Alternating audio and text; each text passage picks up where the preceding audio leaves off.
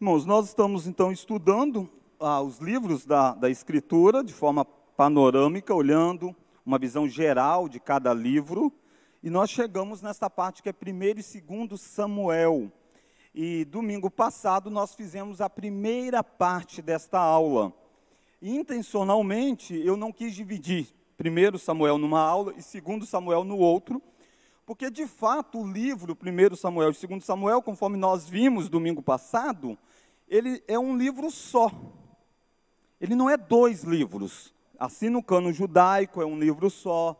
Então ele é um livro, mas à medida que o tempo foi passando, devido ao seu tamanho, principalmente quando foi feita a vocalização, foi necessário colocar as vogais e tudo mais, devido ao tamanho, para não ficar um rolo muito grande, porque lembra que não era carregado assim, era aqueles rolos. Então se separou em 2 livros, o livro de Samuel, mas é o mesmo livro, como se fosse volume 1, volume 2. E, na verdade, algumas visões ao longo do tempo têm visto este livro como sendo, na verdade, pertencendo a um bloco ainda maior, que é o 1º livro dos reis e 2º livro dos reis. Porque, na verdade, desde o livro de Samuel, o que nós encontramos é uma história da monarquia de Israel. O livro de Samuel começa com isso, vai mostrar a figura dos 2 grandes reis, Saul e Davi, vai mostrar como que eles chegaram ao trono através de um personagem chamado Samuel, e depois, nos demais livros dos reis, você vai ter os outros reis sobre Israel. Por isso que em algumas traduções, inclusive, colocava o 1º livro do reino. Então, você tinha 4 volumes, 1º livro dos reinos, 2º livro dos reinos, 3º livro dos reinos e 4º livro dos reinos, ou 1º reis, 2º reis, 3º reis e 4º reis. Dependendo da versão que você utilizar, no Brasil nem tanto, mas fora do Brasil, ou dependendo do livro que você estiver lendo, em inglês, ele vai fazer às vezes menção assim, 1º livro dos reis, e aí quando você for ler, você está vendo que está falando de Samuel, porque na verdade está pensando no bloco como um todo. Mas tudo isso a gente viu com mais detalhes na aula passada. Nós vimos a relação com o livro de Juízes, isso é muito importante, porque o livro de Juízes termina dizendo que não havia rei em Israel. E o livro de Samuel, historicamente, é o livro que vem depois. No meio você diz, não pastor, tem o livro de Ruth. Mas Ruth foi exatamente nos dias dos juízes. É assim que o livro diz, nos dias de Juízes tem a história de Ruth. Então quando termina o livro dos Juízes, a próxima cena na história é o livro de Samuel. Nós já vimos isso com detalhes na aula passada, essa primeira parte toda. E aí nós vamos então para o esboço do livro. O que é um esboço? É a forma de você olhar o todo. Então o livro de Samuel, 1º livro de Samuel, você pode dividir em 3 grandes blocos. A primeira parte, que vai do capítulo 1 até o capítulo 7, você encontra a história envolvendo Samuel. Samuel como sendo aquele que é o juiz sobre a nação de Israel. Como ele nasce, como ele se torna esse indivíduo que vai ser muito importante para a nação. Ele vai ser o juiz, vai ser o profeta, ele é aquele que vai ungir os próximos reis de Israel. É tão importante que o livro recebeu o nome de Samuel em homenagem a ele. Ele não escreveu o livro de Samuel, embora tenha talvez registrado partes daquilo que se tornou o livro. Mas o livro escrito mesmo foi depois de Samuel, ele morre no capítulo 25 do livro, do 1º livro. Lembrando que você tem 2 livros, então está quase ainda na metade do livro de Samuel. A segunda parte que nós encontramos é a ascensão de Saul e o seu fracasso como rei. Isso se dá no capítulo 8 até o capítulo de número 15. Nós paramos aqui na nossa aula passada. Então, quando você olha aqui, a primeira parte do livro é sempre mostrado em forma de contraste. Ana, Penina, Samuel, Rofini, Senhor, Arque e Dagon. Quando você chega, então, na segunda parte do livro, que foi onde nós paramos, a ascensão de Saul e o seu fracasso como rei. A ascensão de Saul ao trono se dá lá no capítulo 8 até o capítulo 12, verso 25. Abra aí primeiro o livro de Samuel. Então a gente está fazendo um panorama, uma visão geral do livro, né? E como é um livro narrativo, eu quero principalmente mostrar os principais eventos para você visualizar. As principais questões teológicas nós conversamos na aula passada, que é essa ideia de Deus trazer um rei para Israel, embora Israel quisesse um rei aos seus próprios olhos. A escolha humana fracassa e a escolha divina é a melhor para a história. Então, o primeiro livro de Samuel, capítulo 8, você encontra o pedido do povo por um rei. O povo faz a solicitação, queremos um rei. E por que é que o povo pede? Existe uma lei em Deuteronômio dizendo sobre o rei em Israel. A existência de uma monarquia não é algo em si pecaminoso dentro de Israel. O problema aqui é que a razão pelo qual o povo pede um rei não tem nada a ver com a aliança de Deus. Eles não se voltam para a lei. Ao contrário, eles dizem, porque todas as nações têm rei, e nós queremos ser como as nações. Assim como eles têm um rei, nós também queremos ter. E o pecado deles é o pecado de querer ser como os outros povos, porque Deus chamou eles para ser exatamente diferente dos outros povos. Nós somos chamados para sermos diferentes e facilmente nós somos tentados a querermos ser iguais àqueles que não são cristãos. Nós queremos ter a moda deles, o costume deles, a forma deles de enxergarem a vida. E aqui você vê a nação de Israel fazendo isso. Eles querem um rei por uma razão de ser semelhante às nações. A escolha se dá de forma trágica. Deus é soberano, Deus é quem conduz, Deus traz um rei, e é um rei de forte, de grande aparência, mas esse rei se mostra totalmente fracassado espiritualmente à medida que o sucesso chega. Vira aí a sua página, por gentileza. Então, do capítulo 8, você tem como que Saul se torna rei. 8, 9, 10. Você tem como que Saul se torna o rei de Israel. Deus faz todo o processo, concede ao povo aquilo que eles pedem, e Saul se torna o rei. Olha lá o capítulo 13. No capítulo 13, nós iniciamos o fracasso do reino de Saul. Eu não estou dizendo que ele deixa de ser rei, mas espiritualmente, do 13 ao 15, ele demonstra que ele é um fracassado espiritualmente. 2 eventos vão marcar esse fracasso de Saul. O primeiro evento está aí no capítulo 13, a partir do verso 8, que envolve um sacrifício. Olha lá o verso 8. Esperou Saul 7 dias, segundo o prazo determinado por Samuel. Não vindo, porém, Samuel a Gilgal, o povo se foi espalhando dali. Então disse Saul, vamos ler? Trazei-me aqui holocausto e ofertas pacíficas. E ofereceu o holocausto. Mal acabara ele de oferecer o holocausto, eis que chega Samuel. Saul lhe saiu ao encontro para saudar. Perceba o que está acontecendo. Ele está para ir para uma guerra, e aí, naturalmente, tem que fazer sacrifícios ao Senhor, culto ao Senhor. É um culto que acontecia. Mas Samuel, que é quem deveria conduzir o sacrifício, não chegou, demorou a chegar. Estava um pouquinho atrasado, pegou um trânsito lá, estava um pouquinho atrasado. Saul, vendo que o povo estava se espalhando, Saul ficou mais preocupado na sua imagem diante do povo do que com o culto que faria a Deus. O ponto não é que Saul está doido para adorar a Deus, o ponto que Saul está dizendo, o povo está indo embora, e a gente precisa ter a atenção desse povo. O povo precisa ver em mim um grande líder. E Saul toma a fracassada decisão de oferecer o sacrifício. Isso é interessante porque quando você olha para o livro, e é intencional esses contrastes que o autor vai demonstrando, Saul é um rei que é escolhido porque o povo quer ter um rei igual às outras nações, por causa de aparência. Saul é um homem alto, forte, muito vinculado com visão, aquilo que nós podemos ver, aquilo que parece ser. Ele vive exatamente preocupado com a aparência, com a popularidade. Então, o que acontece com o culto, as regras de Deus sobre o culto, ele não está nem aí.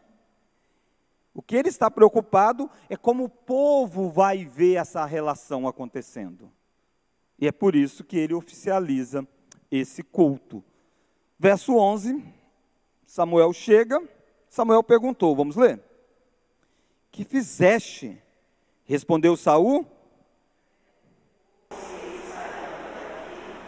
e que tu não vinha nos dias aprazados, e que os filisteus já se tinham ajuntado em Miquimás, eu disse comigo, agora descerão os filisteus contra mim a Gilgal, e ainda não obtive a benevolência do Senhor. E forçado, vamos ler? Forçado pelas circunstâncias. Então muitas vezes a gente se diz que é forçado pelas circunstâncias. O ponto é, importa obedecer a Deus que agradar aos homens. As circunstâncias não podem determinar sobre nós, se nós seremos fiéis ao Senhor ou não, principalmente quando tange a culto ao Senhor. E Samuel, o tempo todo, Saul, melhor dizendo, o tempo todo ele está descrevendo assim, o povo ia, o povo fazia, vendo que isso iria acontecer, preocupado com o resultado, mais do que com a fidelidade. Esse então é o fracasso de Saul, o primeiro fracasso dele, que Deus rejeita ele. Olha lá o verso de número 13. Então disse Samuel a Saul, procedeste neciamente em não guardar o mandamento que o Senhor teu Deus te ordenou, pois teria agora o Senhor confirmado o teu reino sobre Israel para sempre. Ele disse, esse seria o ato que Deus confirmaria a sua descendência para todo sempre, reinando. Mas você é alguém preocupado com a aparência, você é alguém preocupado com a popularidade, você é alguém preocupado em agradar, em atender à pressão da circunstância. Logo, você não pode ser rei. Quem vai governar nunca pode ser levado pela pressão popular, porque há inúmeras medidas que são antipopular, mas que são necessárias. Um rei em Israel fazer o que o povo quer vai ser trágico. Deus está tirando dele, então, o reinado nessa perspectiva. Mas há um segundo evento, ele ainda continua rei, Saul vai fazer o processo e tal. Olha lá o capítulo 14. Você então se depara com a cena envolvendo o filho dele, que é Jonatas, e é apresentado um Jonatas muito leal, muito fiel. Deus disse, ele não vai ser mais rei, mas eu vou trazer um novo rei para Israel. E nós somos apresentados a figura de Jonatas, o filho de Saul. Humanamente falando, eu e você esperaríamos que fosse Jonatas, então, aquele que Deus levantaria. Porque ele tem integridade, ele tem caráter, ele tem uma série de virtudes. E ele vem da família de Saul. Então seria uma sucessão meio que natural, normal. Mas não é isso que vai acontecer. O rei que Deus vai trazer não é Jonatas. Isso vai ficar claro à medida que a história se desenvolve. E aí a gente chega no segundo erro de Saul. O segundo ponto em que Saul mostra o seu desprezo para com a lei de Deus e fazer as coisas conforme ele acha que é melhor. Capítulo 15 de Samuel. Capítulo 15, Saul vai para uma guerra. E a ordem de Deus é, você deve matar todos que estão lá, todas as coisas, trazer nada. Saul vai para a guerra e traz o rei de lá vivo, debaixo de escravidão, de opressão, humilhando, fazendo uma série de coisas, mas ele não executa a ordem que Deus mandou. Ele traz alguns animais vivos e diz, eu vou trazer para sacrificar o Senhor, fazer um culto ao Senhor com aquilo lá.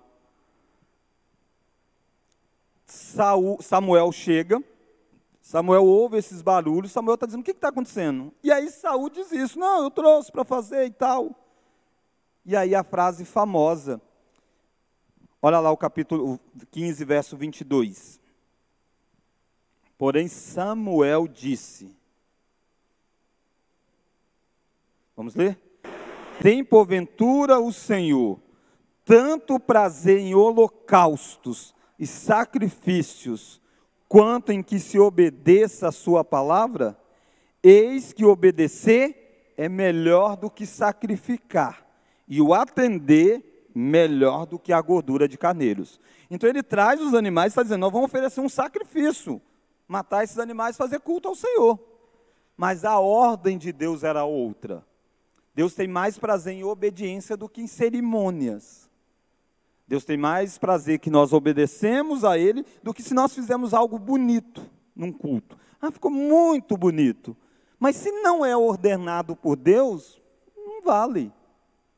Percebe? Ele trouxe gordura, animais gordos, animais melhores, que tinham belos, fortes.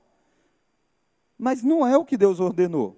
Então, Deus não quer um rei que está preocupado com o povo, em agradar o povo, melhor dizendo, né? Viver em busca de agradar as pessoas acima de todas as coisas, desprezando Deus. E Deus não quer um rei que despreza o mandamento do Senhor em detrimento da sua própria vontade. Não dá para governar, não dá para adorar, não dá para cultuar, seguindo os próprios pensamentos. Val, chegar o microfone... De Saul, ou ele tem uma surdez espiritual, ou ele tem uma falta de entendimento. É isso que eu queria entender. Surdez espiritual. Surdez espiritual. Amar mais a si próprio do que as coisas de Deus. Davi se quebranta, Davi peca, desobedece, é confrontado e diz: tu és puro no teu julgar, puro no teu falar. E olha que o juízo que Deus diz para ele, dentre eles vai morrer o menininho lá. Davi diz: tu és santo no teu falar. Davi ora para que Deus não faça isso, mas Davi se submete e diz: o Senhor fazer, o Senhor é santo em fazer isso, o Senhor está certo, o Senhor tem direito de julgar.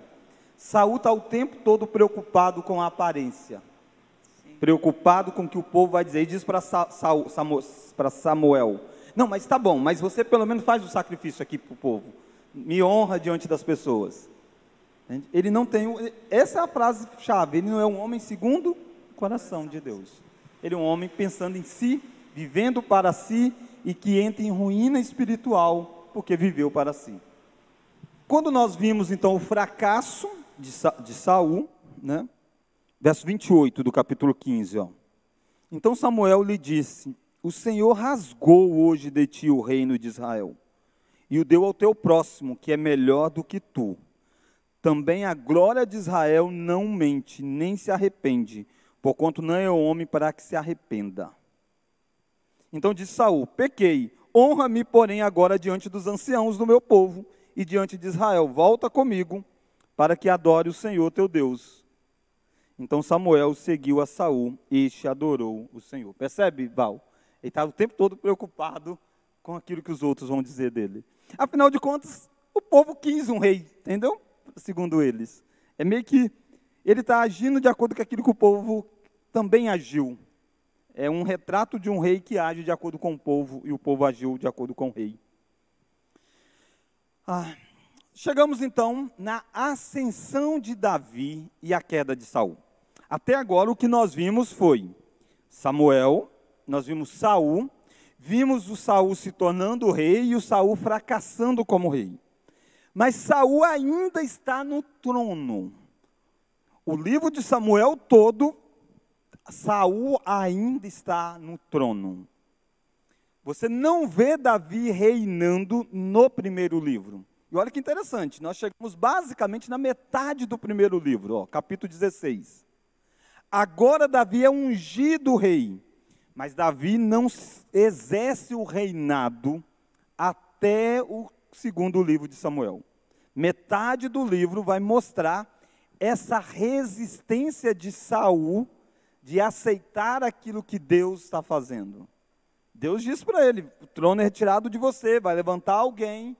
E no contraste de personagens que nós vamos ver, fica claro que Davi é o homem que Deus levantou para ser o próximo rei. Mas Saul nunca sai do trono para que Davi assuma o trono. Saul está em rebelião à vontade de Deus mais uma vez. Mais uma vez. Capítulo 16, então, começa com o verso 1. Capítulo 16, verso 1. Disse o Senhor a Samuel: até quando terás pena de Saul, havendo eu rejeitado para que reine sobre Israel?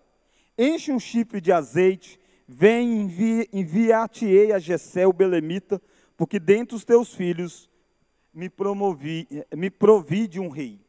Então ele está anunciando essa chegada dessa unção. Perceba que ele tem que dizer para Samuel: Samuel, até quando você não vai lá ungir um rei?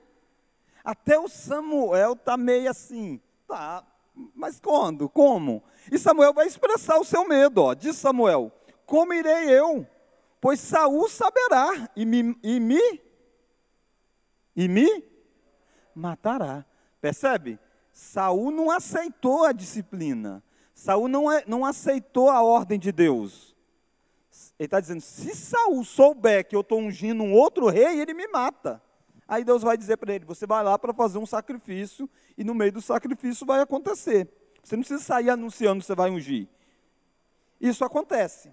Então, quando você olha para essa segunda parte do livro, essa terceira parte do livro, melhor dizendo, você vai ver esse contraste de personagens o tempo todo. Essa é uma forma do livro de Samuel ser escrito. Samuel tem muita teologia nos personagens, na forma como os personagens agem. É como a gente olha para uma pintura ou para alguma coisa, e aí o contraste das cores trazem a beleza. Assim se dá no livro. Você tem os contrastes, desde a primeira parte, que nós vimos rapidinho da outra aula, e agora os contrastes desta página. Saul é o monarca rejeitado, Davi, o herói em ascensão. É isso que vai acontecer. A forma como Davi vai ser escolhida é totalmente diferente da dos homens. Nem o pai de Davi achou que pudesse ser Davi o rei. Quando Samuel chega lá, Samuel diz: vim ungir um rei aqui, cadê os seus filhos? Traz os seus filhos. O pai traz todos, menos Davi. E o próprio Samuel olhou e viu um homem chamado Eliabe, um dos irmãos de Davi, e disse: é ele. Porque Eliabe era forte, alto, e disse: é o cara perfeito. Mas não era.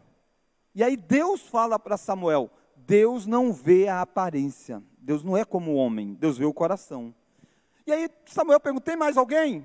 Tem o Davi, o menininho lá que está lá cuidando das ovelhas. Aí traz Davi, e Samuel então unge Davi como rei. A cena que mostra claramente esse contraste entre Saul e Davi está no capítulo 17, o texto mais conhecido sobre Davi. As crianças aprendem lá desde pequenininho como que Davi matou Golias. Mas a gente esquece que, na verdade, o grande ponto é: existe alguém que é ungido por Deus e alguém que não é ungido por Deus. Unção que vem aqui é uma unção para capacitar para uma função. Ninguém poderia ser rei de Israel se não fosse ungido para tal. Saul foi ungido. Com as desobediências, o texto diz que Deus retirou dele o espírito. Saul não está mais ungido do Senhor. Ele está no trono, mas sem estar ungido por Deus para isso. O ungido do Senhor é Davi, no capítulo 16. Daí tem toda a cerimônia da unção. O capítulo 17, Israel está numa guerra com os filisteus. Essa guerra, inicialmente, esperava que fosse combate, homem a homem. Mas, de repente, surge uma proposta, surge um grande valente no meio dos filisteus, chamado Golias, e ele faz uma proposta de luta de representantes. Ele diz: dai-me um homem que possa pelejar comigo. Quem ganhar, ganhou a batalha. Isso se dá 40 dias. E não tem ninguém em Israel capaz de lutar essa batalha. Quem deveria lutar? Saul. Qual que é a função do rei? Sair à guerra. Mas por que Saul não sai? Saul já tinha saído outrora e vencido vários filisteus. Tinha vencido Agag. Saul era um guerreiro. Saul não era um carinha fraco, não. Saul era um homem forte. Dentre os israelitas, o maior. Mas óbvio, né? O maior dentre os israelitas era pequenininho perto do Golias. Mas a escolha humana de colocar Saul como rei dá nisso. A gente escolhe o nosso melhor, e o nosso melhor nunca é suficiente para dar a vitória. Na verdade, nos traz fracasso, que é o caso dessa história. É muito triste. 40 dias que essa cena se dá e ninguém sai à batalha. Eliabe não sai, Saul não sai. De repente, Davi aparece lá. Davi vai para levar alimento para aquele pessoal. Davi é um jovem, vai lá levar alimento. E Davi vê algo que ninguém está percebendo, que aquilo é uma afronta a Deus. Olha lá o capítulo 17. Olha o verso 26. Então falou Davi aos homens que estavam consigo, dizendo: que farão aqueles homens que ferir a este filisteu e tirar a afronta de sobre Israel? Vamos ler agora? Vamos ler? Verso 26, no meio do verso 26. Quem é, pois?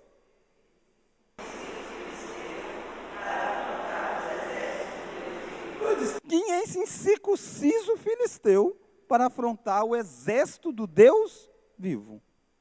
O ponto aqui é esse. É um embate dos filisteus incircuncisos contra o exército do Deus vivo. Representado em Golias. E cadê um representante do Deus vivo que possa lutar? Cadê um ungido do Senhor? Saul não tem coragem, porque ele não é mais aquele que é ungido do Senhor para sair à batalha. Davi está pronto para entrar na cena, como o grande herói de Israel. A história é longa, né? Você já conhece bem. Davi se dispõe a lutar. Olha lá o verso 22. 32, Davi disse a Saul, aí Saul chama, quando alguém teve coragem de ir para a luta, Saul diz: chama esse menino aqui, olha a conversa.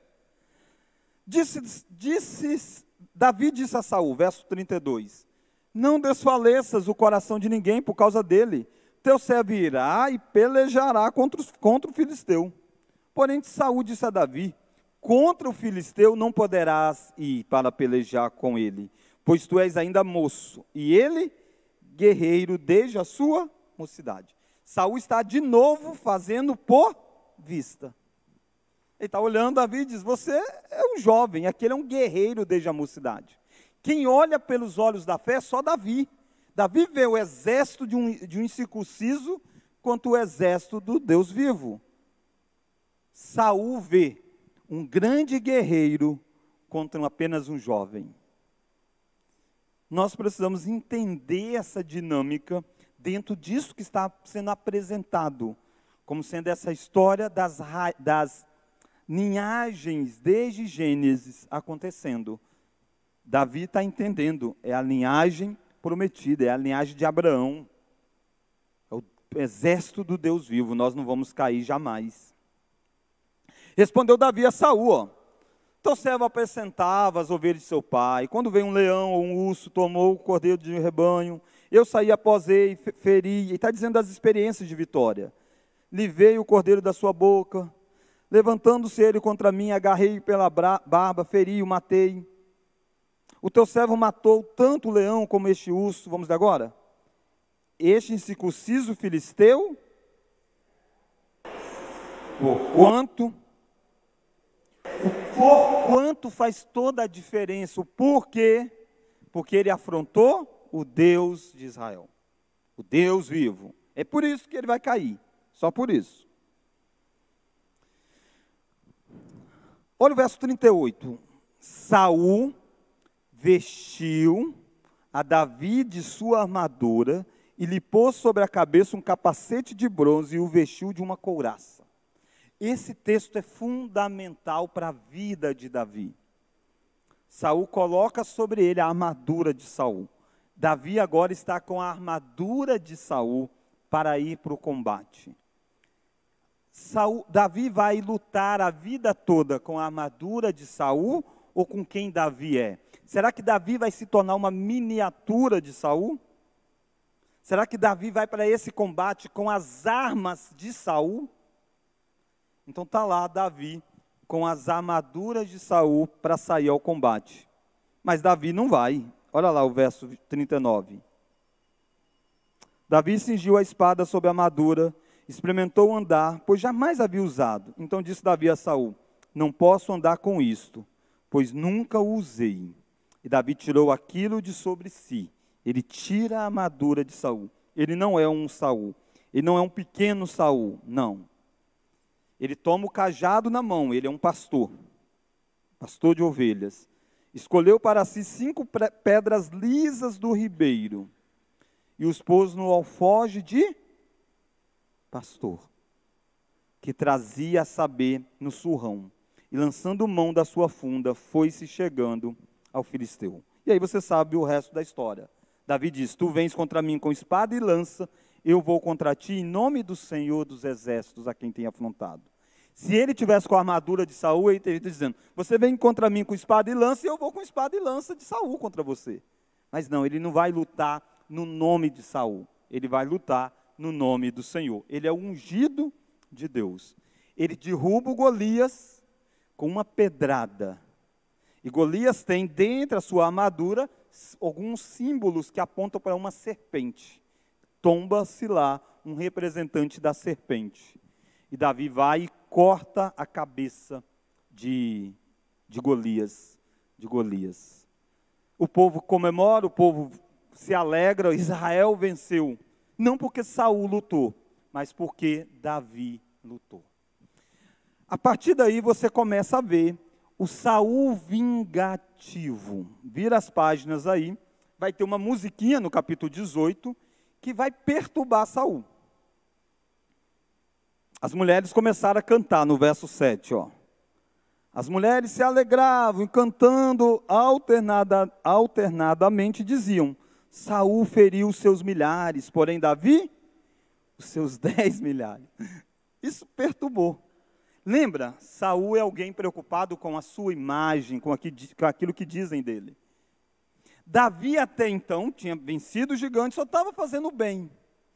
Tocava a harpa para acalmar o espírito maligno sobre Saul. Mas ouvir que Davi matou mais gente do que Saul, Saul não aguenta isso. Saul começa a intentar suas perseguições contra Davi. E são várias tentativas. Ele manda ele para uma batalha, contando que ele vai morrer contra aquele grupo e não morre. Ele promete um casamento e aquele casamento acaba não acontecendo. Você vê Jonatas, olha lá o capítulo 19. Ó, Jonatas intercede por Davi. O filho de Saul intercede nisso, para que o pai não continue com essa saga. E você vai virando as páginas, você vai ver várias vezes essa expressão. Olha lá o capítulo 19, acima do verso 8. Saul procura de novo matar a Davi. De novo. Olha o capítulo de número 20, olha o verso 30. Saul irado contra Jonatas. Jonatas é o filho de Saul, que fez uma aliança com Davi, deu um jeito de Davi fugir do palácio, e Saul está irado com o próprio filho. Saul está cego nos seus pecados.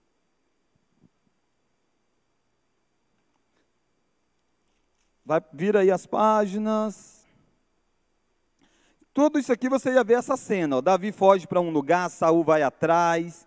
Olha o capítulo 22, acima do verso 26. Saul manda matar, acima do verso 6 do capítulo 22. Saul mata de Nob. Percebe? Ele mata os sacerdotes, porque esconderam Davi lá. Ele está numa busca constante de matar Davi. Tudo isso vai acontecendo, aí você chega no capítulo 24. Olha o capítulo 24. Davi é um fugitivo, está dentro de uma caverna, e Davi tem a chance de matar Saul. Saul entra lá, vai fazer as suas necessidades. Davi está escondido, ninguém está vendo, só Davi e ele está totalmente frágil. Davi vai e corta um pedacinho da capa, do manto de Saul. Saul sai. Quando ele está lá na frente, Davi sai e grita: aqui, rei, ó, poderia matá-lo. Essa cena vai se dar 2 vezes muito parecidas no livro, tá bom? 2 vezes Davi tem Saul prontinho assim, ó, nas mãos para matar. Mas Davi não mata. Davi é o perdoador. E ele usa uma frase. Alguém diz: você não deveria fazer alguma coisa? Ele diz: como levantaria a mão contra o ungido do Senhor? Não cabe a mim tirar ele do trono. E assim você tem o final da história. Nabal é apresentado como um indivíduo insensato, você tem a esposa dele, Abigail, uma esposa sensata. Saul, o ocultista disfarçado, final da vida de Saul, Saul vai consultar uma médium, capítulo 28 de Samuel. Ele está indo atrás de feiticeiros. Samuel é aquele verdadeiro profeta do Senhor. Por fim, o capítulo termina, abra lá rapidinho. Primeiro livro de Samuel. Olha lá, o capítulo 28, Saul consulta a médium. Isso aqui é o fim moral, desceu em último ponto.